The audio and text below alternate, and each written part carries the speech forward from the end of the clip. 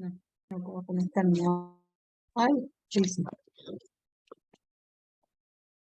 Ya. Hola, buenas noches. Hola, doctor.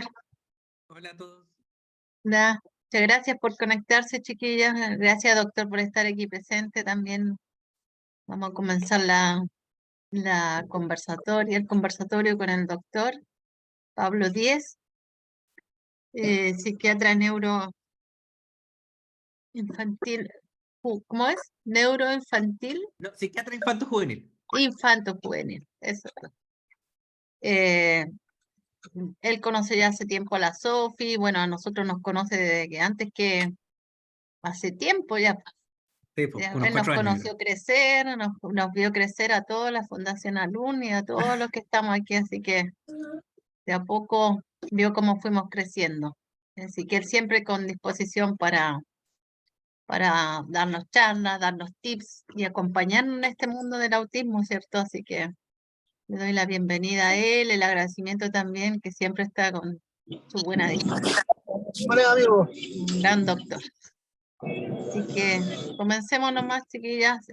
Yo les di como 10 preguntas al doctor, como para sacar de dudas, como cuando empiezan las clases, cómo enfrentar la problemática que es de la ansiedad que sufren ellos cuando comienzan, eh, y todo el camino que tienen que empezar el año otra vez los niños. Así que estuvimos hablando harto con el doctor, yo le pasé las preguntas ahí y Acá creo las que tengo. sí, y vamos a ir respondiendo paso a paso, de a poquito ahí las preguntas y por acá tengo anotado. Y después me imagino que algunas va a querer preguntar otras preguntas que quieran hacerle al doctor, las vamos a ir contestando. Así que Qué la fome la primera, señora pasar el... le doy el paso al doctor y después le hago la pregunta. Ya, Ya. ya, pues, ya, pues. Bueno, de partida, agradecer la invitación. Creo que estas instancias son súper provechosas porque en el fondo uno puede responder dudas que son bien actuales, ¿no? Que se presentan para muchos papás, para muchas familias, ¿no? Y bueno, efectivamente, como dice Claudia, yo tuve la fortuna de ver cómo fue naciendo Alunea y ver todo lo que se ha expandido, todo lo que ha crecido, todo lo que está ayudando, de verdad, Sí, mi amor. creo que Sí, mi es amor. de mucho orgullo para mí. Eh, Siempre antes había pensado, esta es la segunda vez que me invitan, Qué rico. y siempre estaba la idea de ver si se trataba algún tema en puntual o no, pero de repente estas como cosas como solo de presentar diapositivas y hablar, de repente no son tan como que no llegan tanto y no van tanto a los intereses que tienen las propias personas. Entonces ahí nace esta idea de tener estas charlas. No, no sé, escucho un audio abierto, no, no, como que no escucho bien. ¿Me escuchan? Es que hay unas cuentas que me puedes pagar con... Ah, Vamos a ahí tomar sí, el ya, audio. ya, muchas gracias. Eh, Entonces, como le estaba comentando, de recabar estas preguntas, ¿no? Y que puedan ser respondidas, porque son preguntas que muchos papás, muchas mamás pueden tener, ¿ya? Entonces, no sé, Claudia, si tú me vas a ir haciendo las preguntas, las voy leyendo yo mismo y las voy respondiendo como ustedes prefieran. ¿Las puedo ir leyendo si quieren? Ya, Y pues, usted me la ya, responde, para que sea ya, como más interactiva y no esté hablando todo el rato. ya, perfecto. Ya, la primera pregunta dice, aparte de anticipar a todos nuestros hijos, ¿qué más puedo sumar para el comienzo escolar? ¿Qué más puedo? Ya, Disculpa, mira, Claudia Salgado tiene su micrófono encendido y suena muy fuerte. ¿A dónde está? Vamos a buscar. Vamos a silenciar todo. ya. Listo. Ya. Ahí sí parece que Ahí sí. estamos mejor. Que pasan estas cosas Sí, de quedar sí, con el audio abierto. ¿A quien no le ha pasado, dijo? sí. Ya. Yo creo que repetimos la primera pregunta para... Sí, vamos a repetir. Dice, aparte de anticipar todo a nuestros hijos, ¿qué más puedo sumar para el comienzo de clase? Mira, esta pregunta me pareció bien interesante y no solo se aplica para niños y niñas y adolescentes de condición del espectro autista, sino para casi cualquier niño, ¿no? El retorno a clases implica un cambio de rutina bien importante, sobre todo porque en el verano muchas veces se pierden, o en las vacaciones, mejor dicho, más que en verano, se pierden mucho las rutinas. Y efectivamente la anticipación es algo muy útil, ¿no? Explicar, incluso en algunos chicos sirve como cuando son más chiquititos todavía, llevarlos al colegio, hacer el camino, muchas veces ayuda mucho.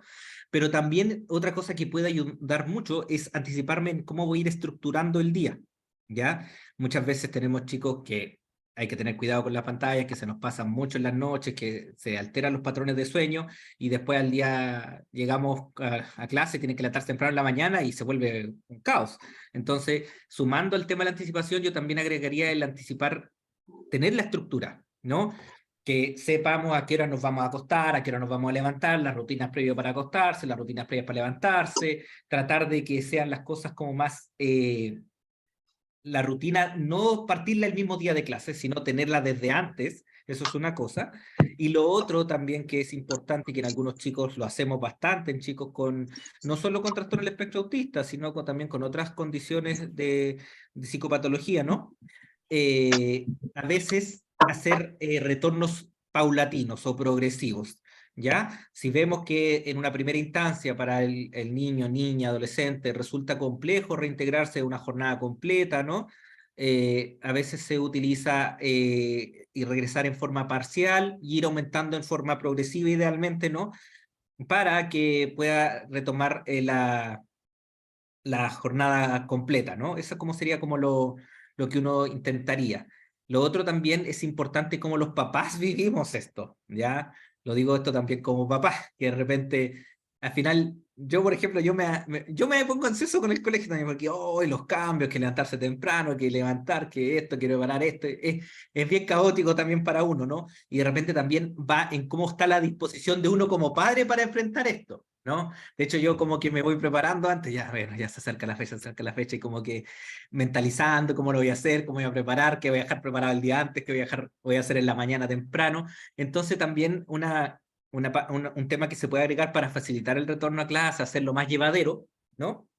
Es también prepararse uno, ¿no? Saber qué tengo que hacer, cómo lo voy a hacer, cómo puedo estar con la mejor disposición posible, porque también es difícil. Acá en mi caso, con mi familia, como si generalmente colocamos música en la mañana o nos repartimos los roles, uno se encarga de la batalla y de la levantada y otro se encarga de preparar las colaciones, los almuerzos todo, y el desayuno. Entonces, también otro que ayuda también es cómo uno como papá lo lleva y cómo uno se distribuye las funciones en casa, ¿ya? Lo otro que me gustaría como destacar de esto, ¿no? Me pasa mucho, ¿no? Que como los papás ven que los hijos se angustian, lo pasan mal los primeros días o están en estos periodos de adaptación, que generalmente los niños con condiciones del espectro, ¿no? De neurodivergentes, tienen tiempos de adaptación un poco más largos, ¿ya? Que habitualmente, no sé, la primera semana para algunos chicos, para ellos puede ser un primer mes, ¿no? Entonces igual hay que tener cierta como paciencia, consideración, que probablemente los tiempos de adaptación van a ser un poco más largos también. Eso yo agregaría, sumado obviamente a lo que dicen de anticipar a los niños.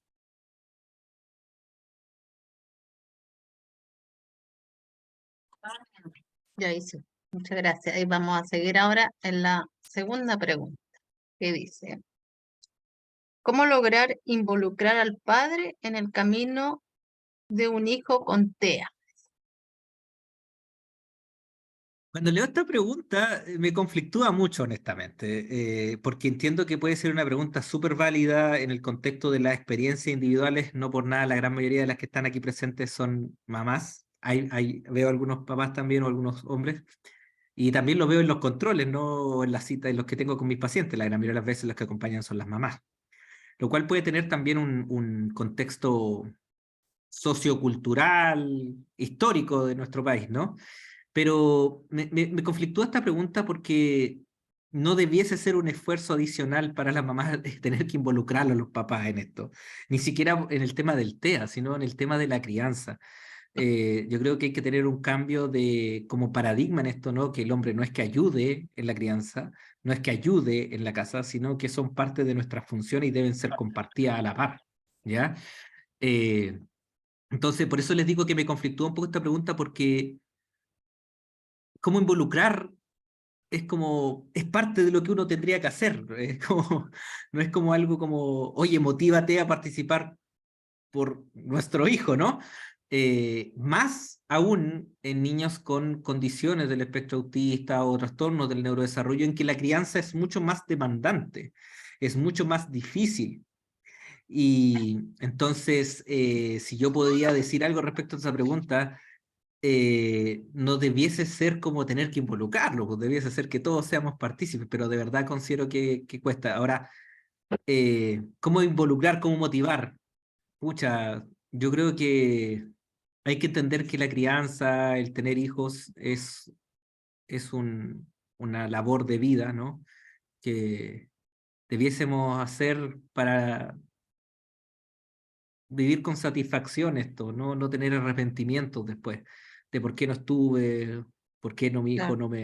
no me considera, no me Sí, habla no sé, o se con la desregula conmigo. experiencia, claro, disculpe doctor, yo creo que también en la experiencia de varias mamás que ya estamos avanzados también, la recomendación como nosotras mamás sería que ellos participen en la sesión, llevarlo un día a él a Sí, por terapia supuesto. o llevarlo a la hora médica y ahí como empezar como a acostumbrarlo, yo creo, para que se Sí. involucren los papás o los abuelos. De repente ya hoy día le toca al tata, que vaya al tata, hoy día que le toque al papá. Una cosa, Sí, yo creo que es importante involucrar a todas las personas que sean relevantes en la crianza, porque de repente, claro, la mamá puede tener muy claras las cosas, o incluso el papá puede tener muy claras las cosas, pero de repente si hay personas en la casa que están remando para el otro lado, nos complican bastante. Y de hecho yo les puedo decir que una cosa que me gustaría que fuera anécdota, pero no es anécdota, muchas veces los papás van a los controles y se quedan en la sala de espera, no entran. No sé por qué no entran, no,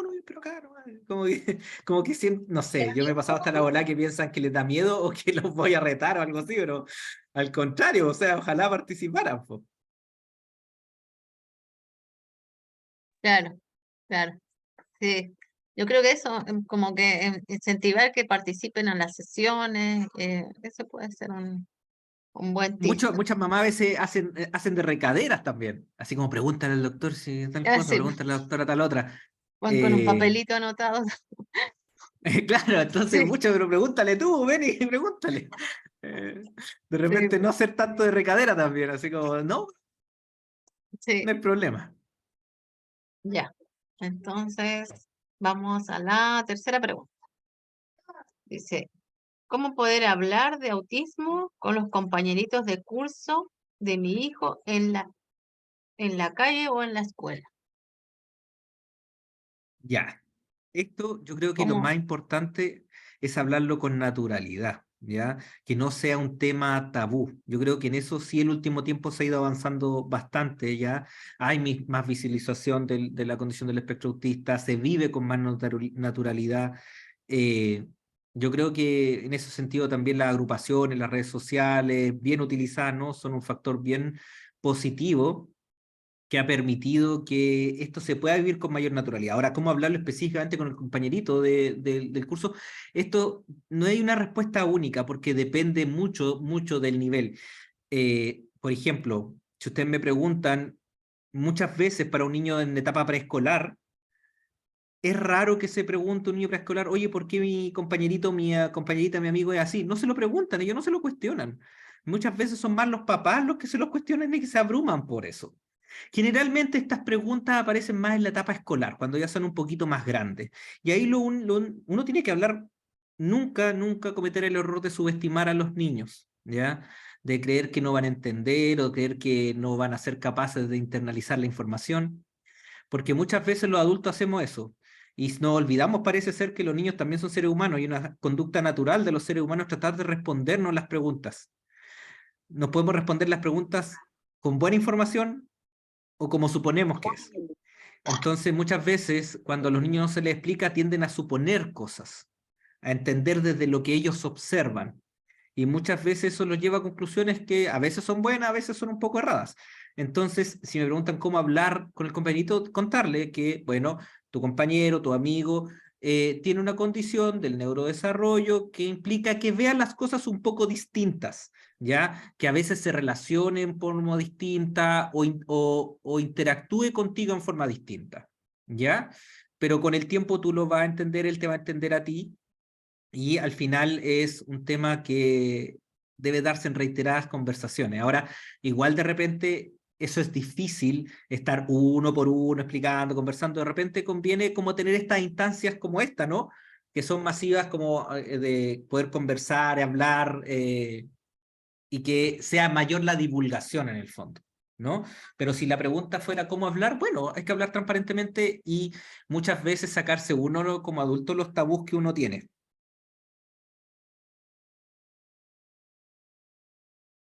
Sí, pues, eso es verdad. De repente el adulto es como que el que más se complica que los niños, pues ellos son como, de repente tienen otra forma de ver las cosas y se tratan de comunicar como sea también. Ya, entonces voy a la otra pregunta, la pregunta 4 dice, ¿cómo enfrentar un altercado entre dos niños autistas? Uy, esa es Ya. complicada. Miren, en realidad, a ver si me preguntan si es eso algo que veo frecuentemente, no, ¿ah? En general no, porque tienen que ser por temas muy puntuales, o sea, como alguna cosa en interés común, que justo se dé la casualidad que los dos lo quieran, o algún tema sensitivo, pero así que uno ande viendo que los niños TEA se pelean con otros niños TEA, en general es bastante raro, porque en el fondo hay que entender que el autismo es ensimismamiento, ¿no? Como que están más encerrados en su mundo, entonces es raro, pero en el caso hipotético que eso se diera, ¿no? Puede ser bastante complejo, porque ¿cómo voy a interactuar o cómo voy a modular la reacción cuando está en un desborde emocional y que probablemente no va a razonar de muy buena manera conmigo, o en los casos de los TEA de bajo funcionamiento, va a ser bien difícil?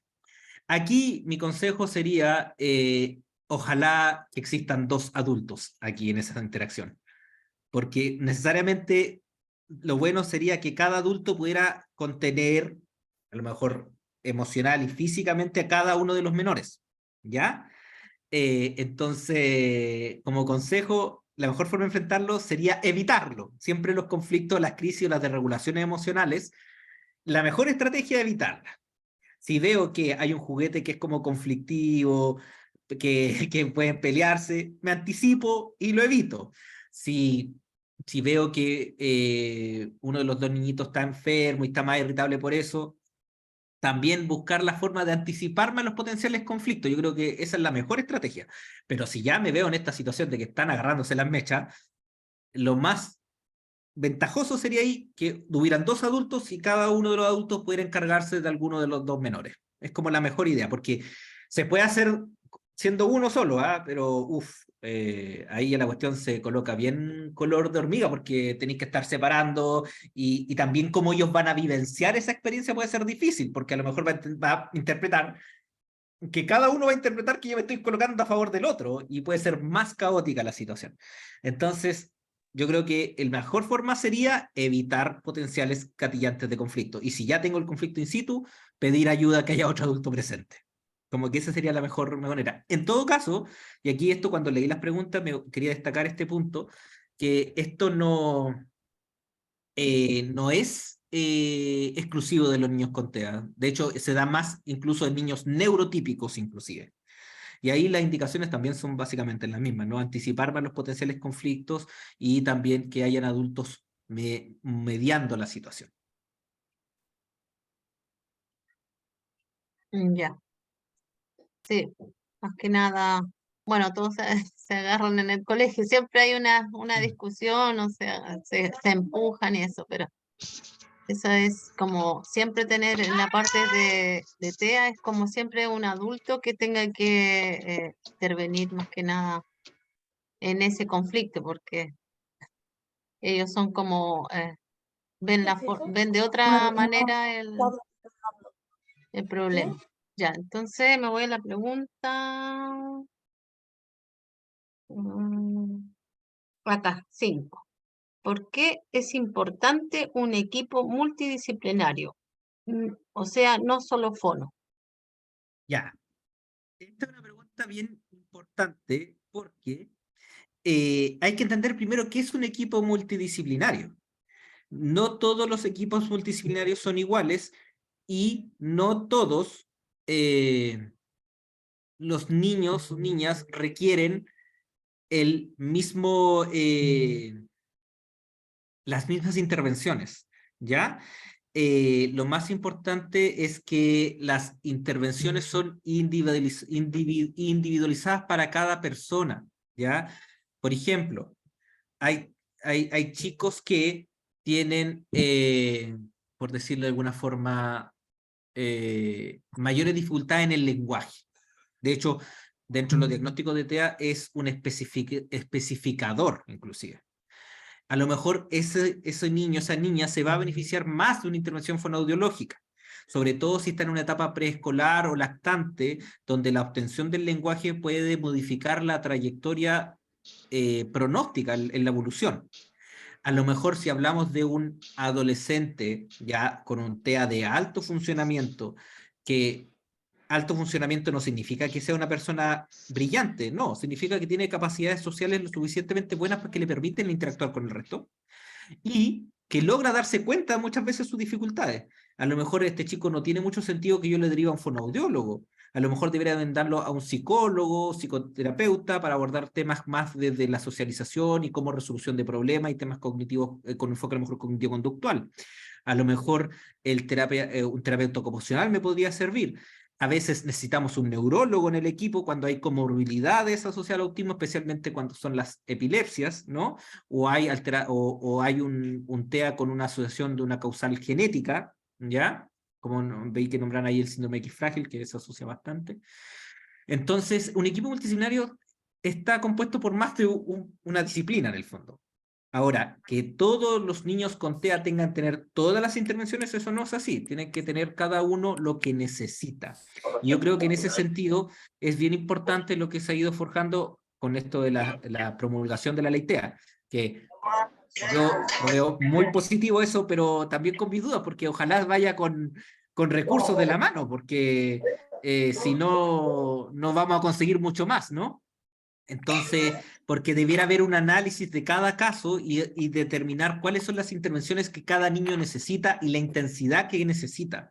La intervenciones tempranas intensivas en TEA debiesen ser antes de los 2 años, ya menos de 5. Ya después, cuando son más grandes, el impacto que tiene la intervención no es tanto. Entonces, ahí uno tiene que ir acomodándose y muchas veces cuando ya los niños son adolescentes, las niñas son adolescentes, uno termina interviniendo a veces no específicamente para el autismo, sino por las comorbilidades que se puedan presentar.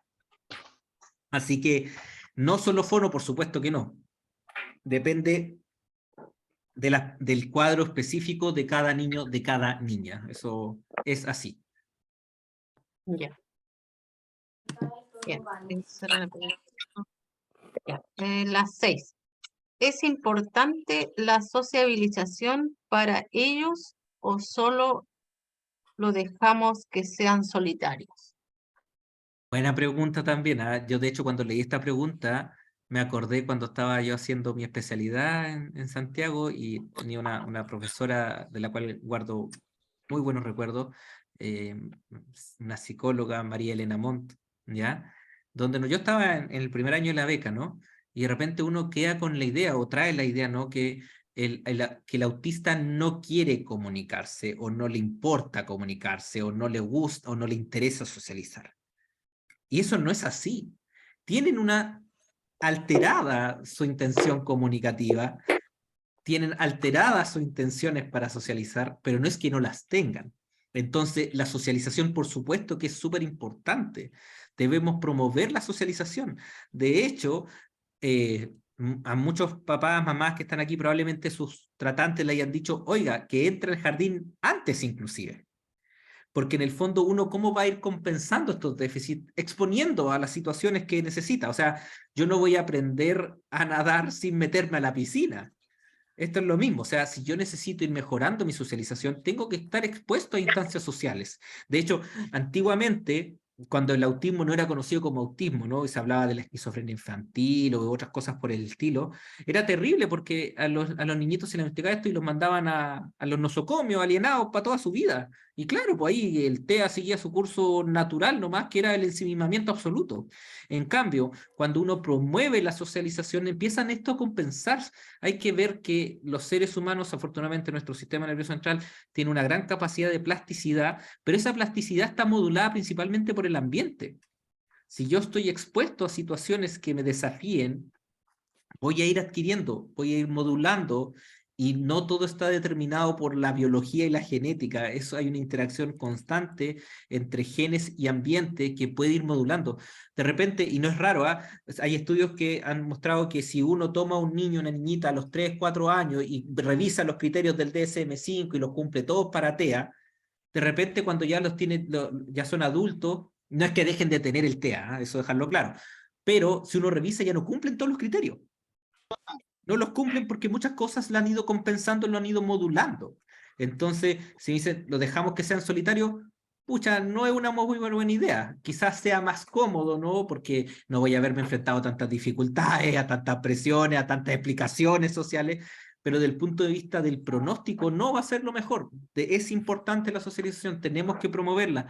De hecho, por eso, como les decía, nosotros muchas veces decimos, no, que entre al jardín incluso antes, aunque sabemos que eso hace que se enfermen un poquito más a veces de cuadros respiratorios, pero ahí hay que ver el riesgo versus el beneficio. Eso. Ya, a ver, gracias, doctora. Ahí vamos a la pregunta número 7. ¿Es importante hacer una bitácora cuando comenzamos en el camino del TEA? No sabría, no sabría responder esto de un punto de vista teórico, ¿ah? Yo creo que esto tiene que ver más que nada por el camino que cada uno como cuidador quiera seguir. De repente, yo lo recomendaría de un punto de vista bien personal, porque a veces este camino es largo y puede ser muchas veces frustrante. Y los seres humanos...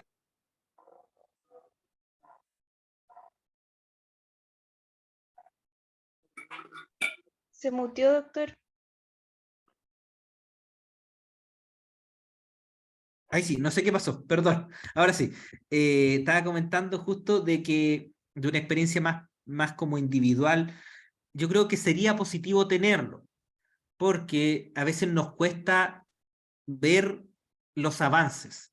Entonces, de repente, llevar una bitácora de repente te puede dar una retroalimentación positiva, un empujón anímico para decir, aquí estuve, aquí estuvimos y aquí estamos ahora.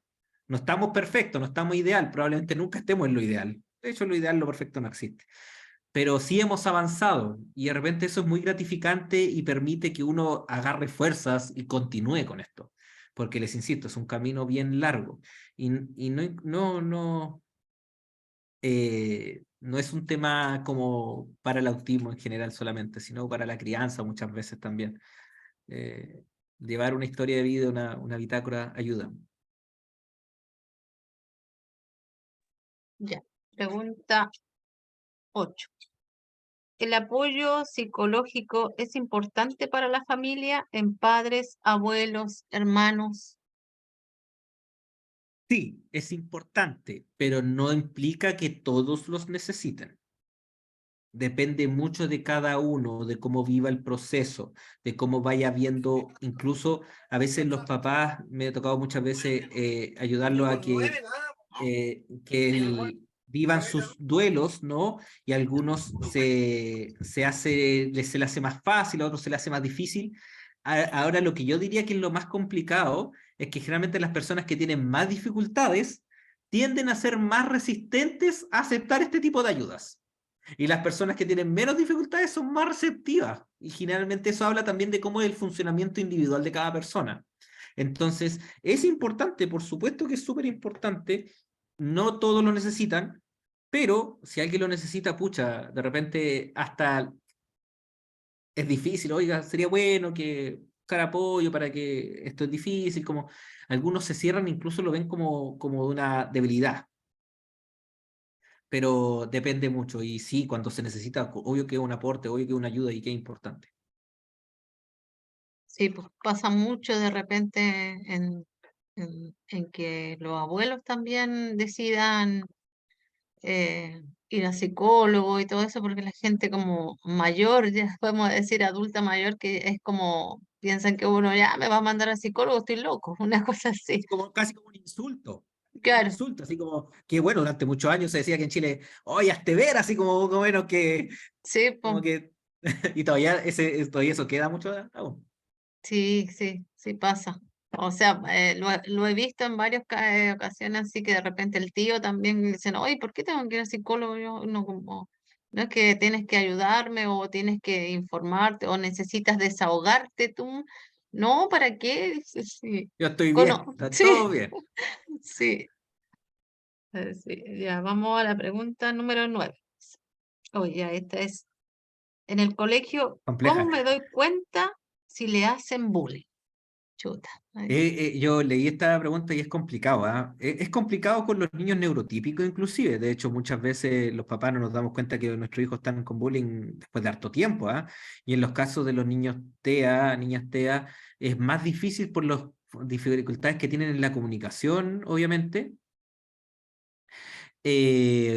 Pero el tema es que no, muchas veces no nos damos cuenta, como les digo, y tampoco los chicos con TEA a veces se dan cuenta po, de que muchas veces son víctimas de bullying.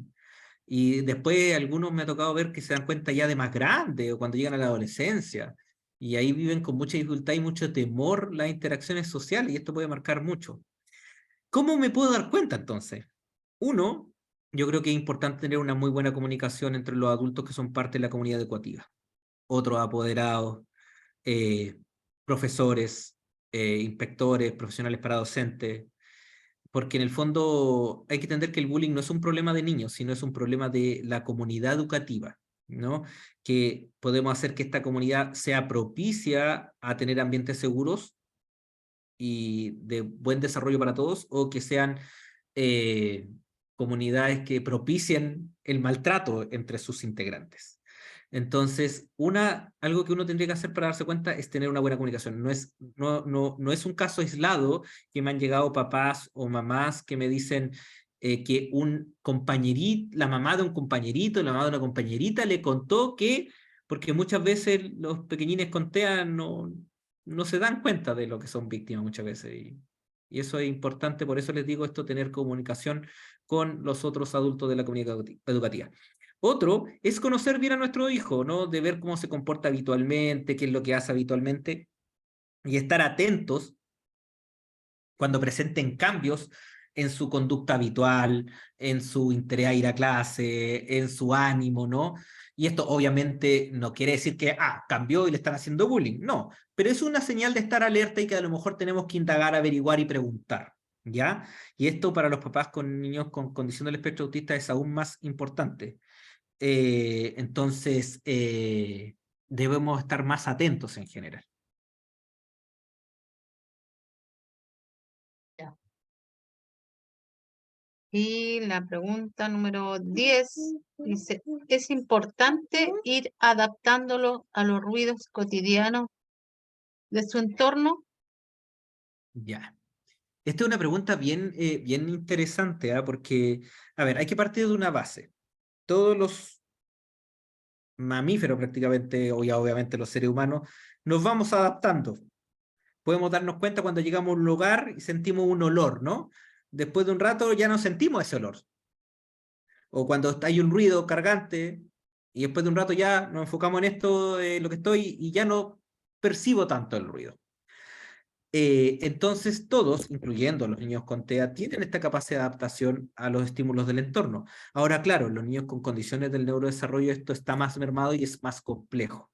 Y aquí puede ser bien complicado porque podemos caer en un lado de evitar cualquier estímulo y que poco menos no exista ningún estímulo. Y eso obviamente tampoco es bueno porque en el fondo lo voy limitando y lo voy encerrando. Ahora tampoco es la idea tomar esta estrategia así como poco menos te voy a enseñar a nadar tirándote a la piscina y aprende, porque si no te ahogáis. No, tiene que ser algo progresivo y sí tenemos que ir exponiéndolo paulatinamente, que no sea una instancia estresora, obviamente, o que haya me retracto un poco en eso, ¿ah? Un estresor necesario. Tiene que haber una cuota de estrés para el desarrollo normal de las personas. El problema es cuando el estrés se hace tóxico, cuando el estrés es excesivo. Pero es necesaria una cuota de tensión, de estrés, para que se produzca cierto grado de incomodidad y se propicie el cambio. Y eso es válido para todos los seres humanos, ¿eh? Pero es importante ir exponiendo, ir paulatinamente para que se puedan ir adaptando. Ahora, no es un camino fácil, esto también muchos los tienen que haber vivido por el tema alimentario también.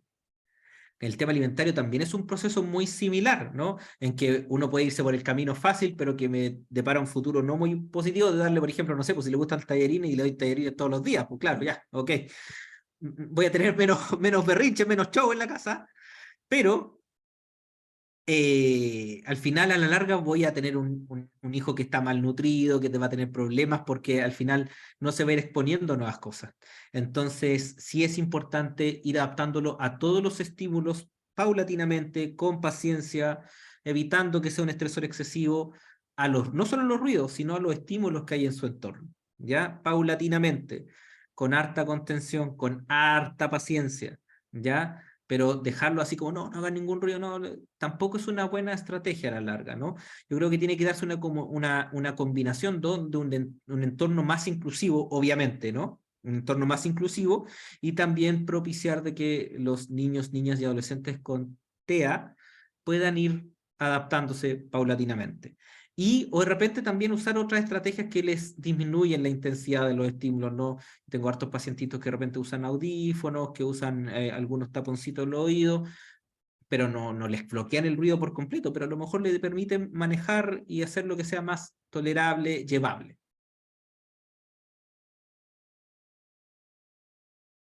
Ya, ahí tiene la mano levantada Pablo Salas. Yo creo que estaba pensando, Claudia, mire, me quedan todavía 22 minutos para compartir con ustedes Ya, y vi que hay hartas preguntas en el sí, chat. eso vi harto Pucha, también. tipo, entonces me va a ser imposible responderlas Y yo, todas. disculpe, me estoy bien cortito, lo que hace es que yo soy una persona que no escribo y no puedo hablar por chat, por eso aquí. Hola, No Pablo sé, Sala. Es no sé, cortito. yo dejo a Claudia como anfitriona que ella defina qué preguntas voy respondiendo. O sea, Ah, también puede que justo salga una pregunta en la que me pillan, ¿ah? Porque uno no lo sabe todo, pero A ver, no sé, porque dejemos a Pablo a ver qué haga su pregunta para que lo veo que está como medio ansioso ahí para que no, se no estoy quede. ansioso, disculpe, lo que pasa es Ya, que yo también soy una persona con diversidad funcional. ya. Ah, ya. Y acá Pregunta está nomás. hablando de la neurodiversidad, entonces igual yo por eso que hablé sobre que no podía escribir en el chat. Ya. Mira, más que una opinión, súper cortito, tener en cuenta lo siguiente, yo como persona con discapacidad tengo un enfoque de la diversidad en cuanto a mi condición. Y también pongo el lugar de la empatía de las personas neurodivergentes como el autismo. Yo siento de que el problema que hay en Chile y en la mayoría de las personas es que tendemos a confundir la palabra inclusión con la integración. ¿Por absolutamente de qué? acuerdo, sí. Porque cuando hablamos de inclusión hablamos de aceptación de la diversidad y hablamos también de un enfoque netamente de la aceptación. Yo acepto el otro tal como es, independientemente de su diversidad funcional, independientemente de su diversidad como persona neurodiversa. Y para mí la neurodiversidad no es solamente que uno es neurotípico, uno neurodiverso, eso y para mí es como algo tan complicado, porque yo creo que la neurodiversidad es que todos somos neurodiversos, porque todos tenemos una forma de pensar distinta al resto y una forma de comportarnos distinta al resto. Lo que hace es que nosotros enfocamos la neurodiversidad, hacemos diferencia entre la normalidad, entre comillas, que es los neurotípicos, con la neurodivergencia, que es las personas con autismo, siendo que la universidad más allá, porque hay muchas personas que son neurodiversas. Entonces, lamentablemente acá en nuestro país patologizamos la discapacidad o patologizamos la neurodivergencia. Ya está bien que uno tenga una condición de salud o un diagnóstico, que nos ayudaría también a saber qué se puede hacer. Pero también es importante tener el otro enfoque, que somos personas, que sentimos, que nos emocionamos, que que, que somos personas biológicas. Entonces, es importante que al momento de hablar de las personas que personas con autismo, es importante también entender que es una persona, es un chico que independientemente de su condición tiene una forma biológica, emocional y psíquica que hay que también trabajarla en cuanto a su contexto, porque lamentablemente no entendemos de que el espectro autista es un espectro. No todas las personas con autismo son iguales, son diferentes en cuanto a a su característica como integral, ¿me entiendes? Entonces, yo considero eso de que es importante también tener ese sesgo que las personas, por tener una condición, el espectro autista son personas que tienen un trastorno, claro, tienen un diagnóstico previo, pero a la vez son personas, y como personas tenemos que debe respetar tal como es. Esa quería dar mi opinión, y bueno, eso, gracias. Ya. Muchas gracias, Pablo. Y ahora podemos responder lo que sale en el chat, ¿cierto, Doc? Yo le digo Doc porque la Sofía... Ya, en el chat. Entonces, Buenas pregunta... noches, ¿se escucha algo? ¿Te ayudo, Clau, a ir viendo las preguntas? Sí, por favor. Ahí me puedas ayudar Está bien. y vamos a apagar el micrófono para que se pueda... Ay, espera. Ya. Buenas noches, ¿se escucha algo por ahí? Quería hacer una pregunta. Si se podría. Ahora vamos a responder lo del chat, porque Ya. hay muchas preguntas, muchas preguntas, entonces vamos a ir, porque hay gente que preguntó antes aquí, entonces vamos a ir por orden. Ya, Denise, dale. Sí. A ver, estoy buscando. Dice, hola, mi hijo tiene 11 años con TEA nivel 1 y su tema de frustración y temor a los tonos de voz a veces me descoloca. Pero no es como una pregunta, es como un comentario más que nada. A ver.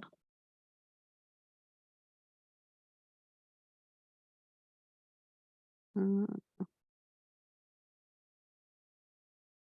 Dice, mi hijo con TEA de 7 años, su tema es la frustración. Llega a tal punto que quiere pegarme y grita mucho. ¿Cómo lo podemos abordar? Ya, es una buena pregunta porque se repite mucho, ¿ah? Y yo creo que esto no solamente tiene que ver con el TEA, sino cómo son los patrones de crianza y cómo una veces como papá de repente se siente medio imposibilitado de ejercer a veces el rol en forma tan firme o tan asertiva como uno quisiera, ¿no? Todos tenemos, los que somos padres, uno nunca lo hace perfecto, ¿no? Y de repente se dan estas situaciones. Ahora, lo que uno debe hacer, no solo, insisto, no solo para niños con TEA, que los niños con TEA se hace un poco más complejo, digámoslo así, pero aplica igual, es que uno debe ser muy consistente y muy predecible con los hijos. Saber qué deben esperar de uno y de cómo yo voy a reaccionar frente a las situaciones, de por qué cosas me enojo, por qué cosas no me enojo, de qué conductas de él sí acepto y qué conductas no voy a aceptar. ¿Ya?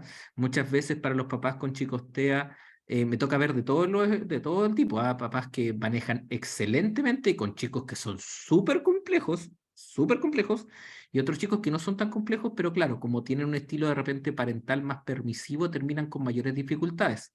Entonces, este es como, aquí en este tipo de situaciones, tenía otro profesor que siempre hacía la pregunta, en la crianza, ¿qué es primero, el huevo o la gallina? En este caso es el huevo, curiosamente, porque al final es uno el como padre el que se termina adaptando al hijo y hay que adaptarse de una buena manera, porque si en el fondo, si yo termino siendo muy permisivo o muy condescendiente o reacciona de forma poco predecible, la crianza se va a hacer más compleja, ¿ah? Y en realidad cuando se da la combinación de trastorno del espectro autista con un trastorno opositor desafiante, oh, y ahí es Ahí es muy complicado. Y generalmente eso tiene que ver más con patrones de crianza y se aborda principalmente, no directamente con los niños, principalmente con aspectos de psicoeducación parental. A veces se utilizan medicamentos cuando las dificultades son tantas que uno dice vamos a apagar un poquito el incendio, bajar la intensidad de las reacciones muchas veces, pero obviamente tiene que ir acompañado de un trabajo parental porque al final el cambio viene de arriba hacia abajo. Esa es la dirección cuando hay dificultades conductuales. Y a veces se usan medicamentos, pero si ustedes me preguntan, los medicamentos, así si uno se va a la evidencia pura, tienen un uso, uno dice, no lo use más allá de 4 o 3 meses, o ojalá trabaje con los padres para que logren manejar estas situaciones de mejor manera, y al final a veces cuesta eso también porque muchos papás no tienen el tiempo, tan demandados por múltiples frentes, lo laboral, lo conyugal, lo parental, y se hace difícil, ¿no? Entonces, como enfrente a esa pregunta, lo más importante es trabajar aspectos psicoeducativos parentales. Hay hartos programas que están bien validados. Uno de los que a mí me gusta más, que he visto que anda bastante bien, uno que se llama Triple P, que es Programa de Parentalidad Positiva, que hay algunos acá en Chile la página del Triple P trae buena información, y aprender a ser padres de niños con neurodivergentes tiene mayor desafío, eso sí. Ya, doctor, gracias. Mira, acá hay una pregunta que es similar, pero habla de un joven, TEA, de 17 años. ¿Qué hacer para que no explote con violencia? Porque es agresivo cuando se enoja. Miren, es más complicado a esta altura a los 17 años, pues es harto más difícil. De hecho, muchas veces les digo a los papás, bánquese la pataleta la maña ahora y lo manejas bien ahora, cuando tienes 5 o 6 años, porque después a los 17 años se hace bastante, bastante difícil, porque de repente ya se internalizan estas formas de relación. Y ahí obviamente es muy, muy complejo, y ahí depende de cuál sea el nivel de funcionamiento que tenga el adolescente, ¿ya? Si un adolescente con un buen esquema de funcionamiento a lo mejor puede ser susceptible de una intervención más con enfoque cognitivo-conductual, a veces también cuando no es tan posible, a veces se hacen intervenciones también familiares o sistémicas para poder llevar mejor la situación, pero lo ideal, no haber llegado a una edad tan mayor, porque ¿se pueden hacer cambios? Sí, se pueden hacer cambios, pero requiere mucho más esfuerzo que cuando son los niños más pequeños, ¿ya? Y así que, o sea, yo creo que hay que empezar a tomar medidas como muy más intensivas, no tan opcionales, ¿no? De que tiene que ir a lo mejor a evaluación por un psiquiatra o algún especialista que se dedica al manejo conductual de estas situaciones, y porque tampoco es grato, obviamente para la familia no es grato, pero para el joven también a la larga no, porque empiezan a quedarse cada vez más aislados, más solos, y termina siendo más rechazado muchas veces. Entonces, yo creo que con 17 años y con eso hay que tomar medidas más intensivas, no intervenir lo más pronto posible, diría yo. Ya, doctor. Hablando de edad, quería preguntarle, porque por interno me llegó, ¿qué se dice o explicar qué significa poda neuronal? Porque ahí está. Sí, es bien interesante. Me acuerdo una vez que unos papás me preguntaron esto en Santiago. Me preguntaron, estaban urgidos por la poda neuronal. Pues. Me decían, pero doctor, mire todo lo que hemos trabajado y viene la poda neuronal y se va a podar todo, vamos a perder todo. Y resulta que no, pues la poda neuronal es un proceso fisiológico normal que en el fondo tienen que pensar que el cerebro tiene múltiples conexiones. De hecho, en la etapa en la vida en que el cerebro tiene más conexiones en el periodo de lactante, ya hay un montón de conexiones, pero las conexiones, ¿no? Se van fortaleciendo las que más uso.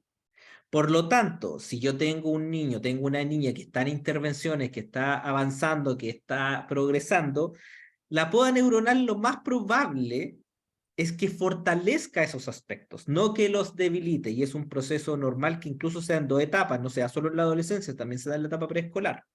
Y lo bueno es que potencia las cosas que estamos potenciando del ambiente. No al contrario, que vamos a perder los avances. Ya. Aquí hay otra pregunta sobre un caso puntual de un pequeño que tiene TEA y X frágil. Dice que Ya. comenzó este año jornada del colegio en la mañana y antes él tenía una siesta alrededor de 2 horas a las 11 de la mañana. Como va al colegio temprano, ahora no puede tener esa siesta y preguntan si es recomendable intentar cambiar el horario o simplemente eliminar esa siesta. A ver, si me preguntan así, hay que ver en el contexto. O sea, es una pregunta que a lo mejor requeriría tener más información para poder dar una respuesta así como más a cabalidad, ¿ya? El X frágil es un cuadro genético, ¿no? Que es la principal, después del síndrome de Down, ¿no? Es la segunda causa que se asocia más con discapacidad intelectual, ¿ya? Y también se asocia mucho con trastorno del espectro autista. Si me preguntan por un tema de las siestas, desconozco cómo es el contexto, pero una siesta de 2 horas y media, ¿no? Es una siesta muy, muy larga. Lo más probable es que haya algún, no, lo digo sin saber, por eso le digo si la persona que está escuchando a lo mejor tiene que verlo desde su contexto, obviamente. Lo más probable es que tenga alterados patrones también en el sueño en la noche, probablemente, o que no descanse bien en la noche, y por eso duerme mucho en el día, porque realmente la siesta, un niño en general, ¿no? No tendría mayores razones para dormir siesta. Y si esta siesta es de 2 horas y media, probablemente haya alguna alteración en el ritmo circadiano, en los patrones de sueño, o que duerme mal en la noche, o que se queda dormido muy tarde, una serie de factores. Entonces, lo ideal, insisto, sin conocer el contexto particular, sería que tratar de eliminar progresivamente esa siesta. Si eso no es posible, no es viable, a lo mejor considerar un cambio de jornada podría ser lo más adecuado. Ahora viene tu pregunta.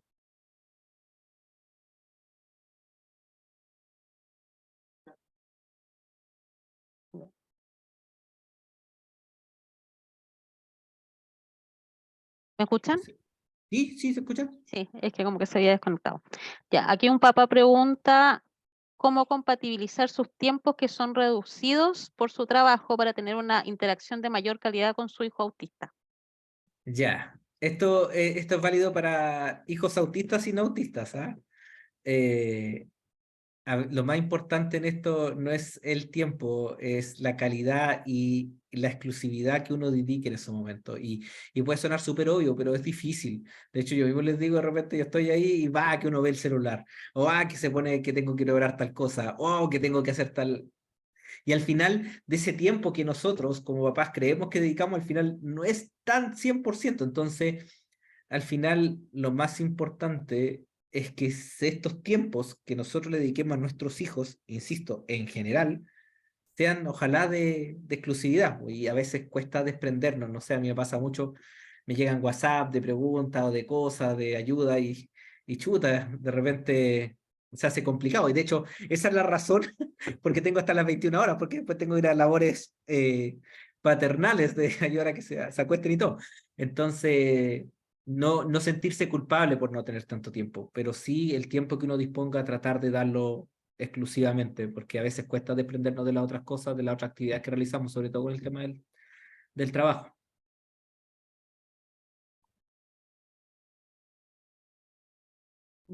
Gracias. Después dice, ¿cómo explicar en el colegio que son crisis sensoriales y que no son mañas de niños regalones? ¡Ay, qué complicado eso! Es súper complicado porque yo he visto muchos papás, muchas mamás sobre todo, que le explican a alguien del colegio, ya, no se preocupe, mamita, no, yo lo entiendo. Después tienen con otro profesor también lo mismo, y al final terminan explicándole a uno y a otro y a otro y a otro y a otro, y al final la cuestión es un desastre porque al final uno dice, ya sabéis que, miren, yo creo que lo más importante sería hablar con el equipo que coordine, generalmente el equipo PIE, para que hagan un trabajo de sensibilización con los otros docentes o con los otros profesionales, ¿ya? Que explicar en qué consiste esto, de cómo se puede abordar para no estar en esta constante, porque al final entran muchos factores en juego, ¿no? Las personas también, hay gente que por más que tú le expliques, no, si yo soy maña, yo sé, esto en mis tiempos se arreglaba con un no sé qué cosa, y te salen con esas tonteras que dicen algunas personas, po. ¿Con qué cosa me refiero habitualmente? Con golpe. Entonces, yo lo quería de verdad tratar de explicar, ojalá a alguien del equipo de programa de integración escolar, y que hagan un buen trabajo. Algunos equipos de pie funcionan muy bien, otros no tanto, y que hagan un trabajo de explicar al resto de la comunidad educativa. Y lo otro que a mí me ha resultado con algunos pacientitos, sobre todo TEAs de no muy buen funcionamiento, que no tienen un muy buen lenguaje, que de repente algunos andan con su credencial de discapacidad, ¿ya?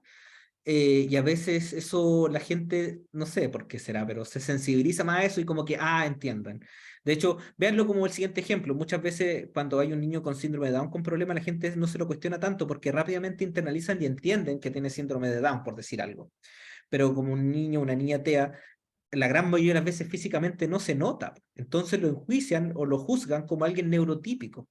Entonces, si les pudiera decir algo, uno sería que no se desgasten explicándolo todo. Creo que eso es a lo más el profesor jefe, el equipo de pie, y que ellos hagan el trabajo de divulgarlo en el resto de la comunidad educativa.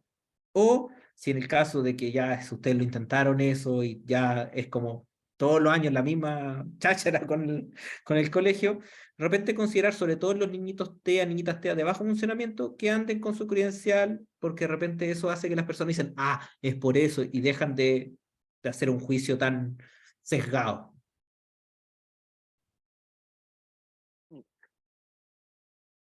Dice, doctor, ¿qué opinión tiene usted de ingresar a los niños con TEA en prebásica a escuela especial? Hoy me gustó esa pregunta, no sabía si me la iban a hacer, pero me gustó esa pregunta. Yo tengo, a ver, mi opinión es que no hay una respuesta definitiva, hay que ir viendo, ¿ya? Porque a los 4 años ingresar a una escuela especial, chuta, la razón a lo mejor podría ser que no tenga o no haya adquirido todavía el lenguaje, ¿ya? Eso podría ser una razón, pero hay que evaluar cada caso, porque yo tengo muchos pacientitos que han aprendido a hablar muy tarde y que después están en primero básico, o algunos incluso con dificultad en la comunicación y que van a primero básico y se integran en el programa de integración escolar. Entonces, como que sea como una condición así, tiene 4 años y TEA y mandar a una escuela especial, no me parece. Creo que hay que evaluar cada caso y tratar de buscar los espacios donde se obtenga la mayor potencialidad que tengan los niños.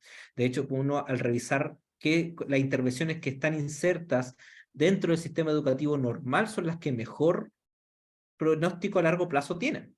Entonces, colocar a un niño porque esté solo por eso en una escuela especial no me parece una buena opción.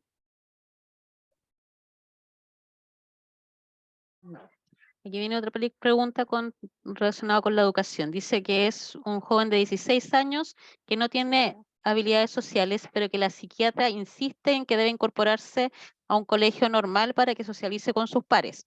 Actualmente está en un aula hospitalaria porque hubo mala experiencia anterior en un colegio regular, donde sufrió discriminación y bullying tanto por el director del colegio como por los compañeros. Ellos dicen que visualizan que es sociable solamente, pero con niños menores y mayores que él. Dicen, pregunta si es normal que sea sociable con personas menores, con niños menores, y preguntan también si deben inculcarle entonces que asista a un colegio regular. Ya, a ver, del punto de vista del pronóstico, claramente lo mejor sería que estuviera inserto en un ambiente educativo normal. Eso sería como el ideal, ¿no?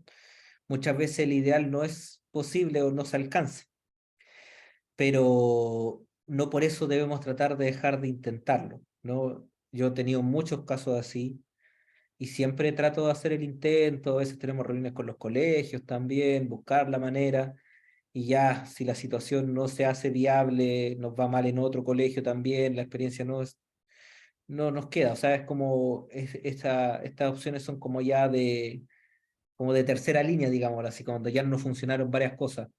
No sé cómo será en este caso particular, si han intentado en otros colegios. Yo, en general, he tenido varios pacientes que han tenido varios cambios de colegio, pucha, y a veces en el último, bueno, casualidad, el último funciona. Entonces, de repente, también ahí hay que luchar con los propios temores que uno tiene como padre, puede tener también, pues de que, pucha, lo va a pasar mal de nuevo, no quiero que lo pase mal de nuevo. Y al final también uno también tiene sus propias aprensiones, sus propias angustias que también termina transmitiendo a los hijos.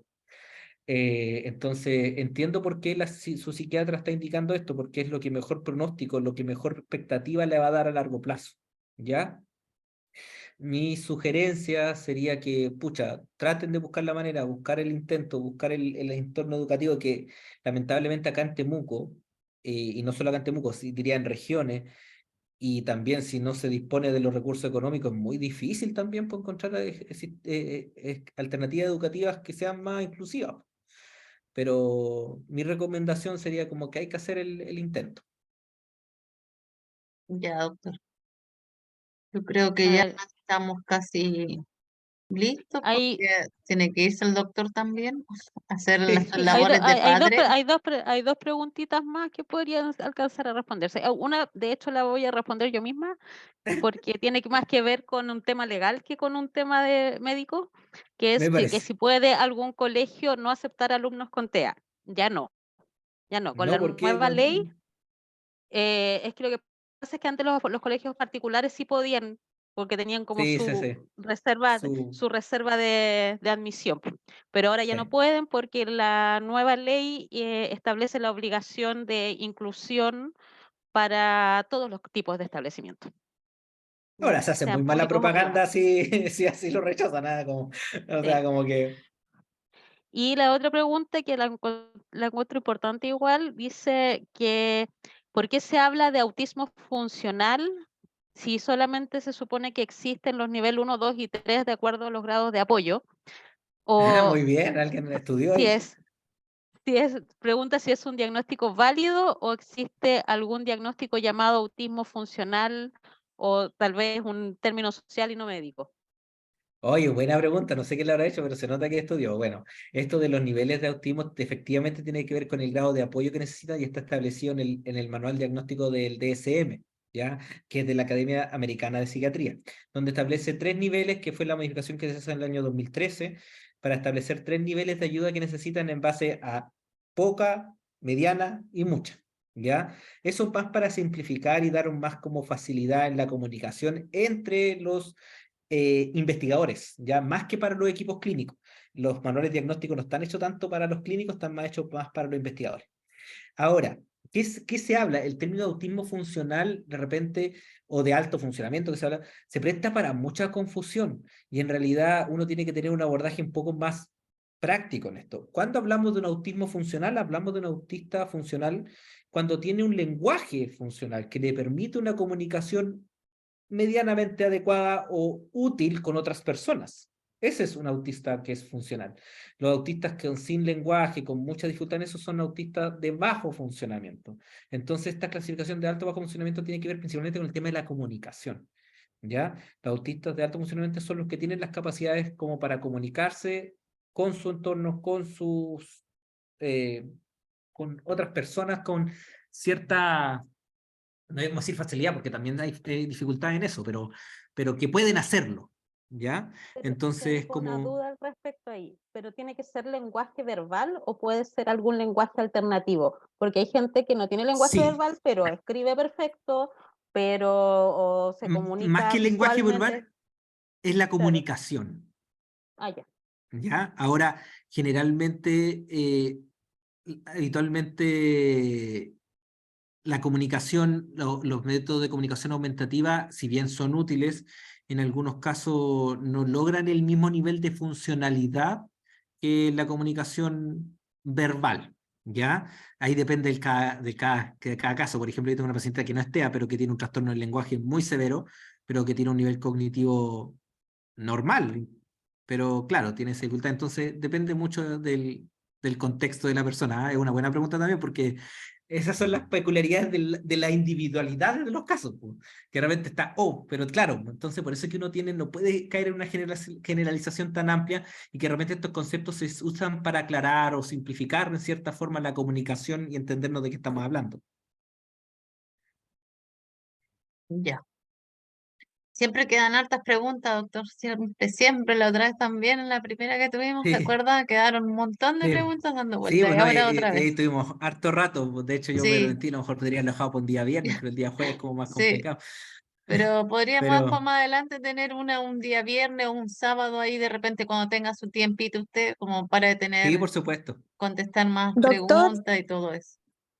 doctor, disculpe que interrumpa, sé que está terminando, pero es la primera vez que me conecto con ustedes y estaba todo el rato levantando mi manito. No sé si me darán un minuto, es súper breve la pregunta, Ya, ok. muy cortita. Ya, mi nombre es Rosa Carrasco, soy de la comuna de Cañete. Oh, Sé que usted trabaja acá, así que sí, fue sí, colega de mi trabajé muchos esposo, años. así que sí, ¿De fue colega de quién? mi esposo, de Brian Méndez. Oh, sí, pues sí, trabajador social, pues. Sí, sí, así que Sí, estamos por acá supuesto. desde un inicio, Mira, empezamos de que saludos. ya, aquí está conmigo igual. Hola Doc, muchas Mira. gracias. Oh, un gusto que esté bien. Sí, mire, en realidad la pregunta es súper breve. Nosotros tenemos nuestro hijo que tiene autismo Ya, nivel 1, se comunica relativamente bien, ya. va a cumplir 7 años, pero la duda que tenemos nosotros siempre en realidad ha sido como este tema de cómo le explicamos en algún momento Oh, la condición que él tiene. Sabemos que hoy en día es un tema más conversado, ¿cierto? A nivel social, y él ya comenzó como con algunas preguntitas, pero no sabemos cómo mm. enfrentar ese momento, cómo contarle, si contarle o no, de qué forma. Esa es como la consulta que tenemos nosotros. Es una buena consulta y de verdad a veces me sale muy difícil esto, ¿ah? Porque muchos papás llegan así como, yo de repente yo lo digo con toda la naturalidad del mundo, ah, sí, pues si tú tienes el diagnóstico de TEA, me ha pasado, ¿ah? Y dicen, no lo sabe, no lo sabe, chuta, porque, pero pasa, ¿ah? Así que si les pudiera decir algo, traten, la respuesta a la pregunta, ¿lo hablo o no lo hablo? La respuesta es, hay que hablarlo. ¿Ya? Porque como les decía, él se va, probablemente si tiene un autismo leve, en grado 1, ¿no? Se va a empezar a dar cuenta de las cosas. Y cuando uno se da cuenta de las cosas, trata de buscarse explicaciones por uno mismo. Entonces, mejor en este tipo de cosas, pucha, a lo mejor es porque, voy a decir una tontera, porque algunos niños dicen, ah, es porque soy mal hijo, porque me porto mal, o porque quizás qué cosa dicen algunos, y se explican de mala manera lo que le está pasando. Entonces, es más conveniente que un adulto de confianza te explique con naturalidad qué es lo que te está pasando, qué es lo cómo tú eres, por qué te pasan estas cosas, y de que tú puedes irlas modificando, puedes ir aprendiendo, puedes ir... Yo mucho les trato de dar como un mensaje más como esperanzador, en el sentido de que tú sabes que eres así y que tienes estas dificultades, tienes que trabajarlas para que se te sea más fácil. Ahora, uno siempre está en este dilema de decir, voy a esperar el mejor momento. Oh, esa cuestión siempre pasa, y al final nunca existe el mejor momento. Uno piensa en su cabeza que va a pensar y que justo se van a alinear todos los astros y que va a estar el momento ideal y que todo va a salir perfecto. No, eso no existe. No esperen el mejor momento. El mejor momento es hacerlo. Y si él es de alto funcionamiento, mayor razón, porque se va a empezar a dar cuenta de las cosas y ahí es cuando se producen otras psicopatologías agregadas como cuadro ansioso, incluso anímico, porque lo empiezan a vivir como o tratar de explicarse de la forma que ellos puedan. Ya, doctor, ¿ves? Esa era la pregunta, no quería que terminara sin antes consultarla, así que muchas gracias, se pasó. Ya, pues saludos a Cañete. Hace Ya, mucho tiempo que no gracias. voy. Va a tener que venir, ¿ves? Ya, Qué gracias. bueno eso, ¿ves, doctor? Ya, Mira, hasta de Cañete ahí tenemos conexión. Así que sí. por todos lados ya lo están bien. Veo a la Cami también, una amiga, colega. Hola, Pablito, qué alegría. Maravillosa tu respuesta. Orgullosa igual de tenerte de compañera y la labor tan linda que haces. Muchas gracias. Ya, pues, Ya, agradezco el ya yo tiempo, creo que quedó estamos ya. coordinado para otra ocasión, de verdad, Sí, pueden ir saliendo diferentes muchas preguntas, gracias. siempre se puede responder o ayudar, muy, Sí, doctor. muy grato hacerlo. Nosotros sí sabemos que usted tiene mucha disponibilidad de repente para contestar algunas preguntas difíciles que estamos ahí agobiados a veces con algunos de los chiquillos aquí de alumnos y acudimos a usted, No hay pero nos problema, puede entonces se puede recomendar ahí. ayudar. Sí, muchas gracias, doctor, de verdad. Muy agradecidos por ustedes también conectarse, estar con el doctor y, y, y ver más adelante ahí que podemos tener otras preguntas, otras charlas más adelante con el doctor, porque él tiene muy buena disponibilidad un excelente profesional también. Se nota la vocación ahí de Muchas gracias. doctor profesional. Sí. Ya, Doc. Muchas Ya, que estén muy gracias. bien. Cuídense todos. Descansen, ustedes Chao, también. Muchas chao. gracias a Buenas todos. noches a todos. Gracias, Doc. Buenas noches.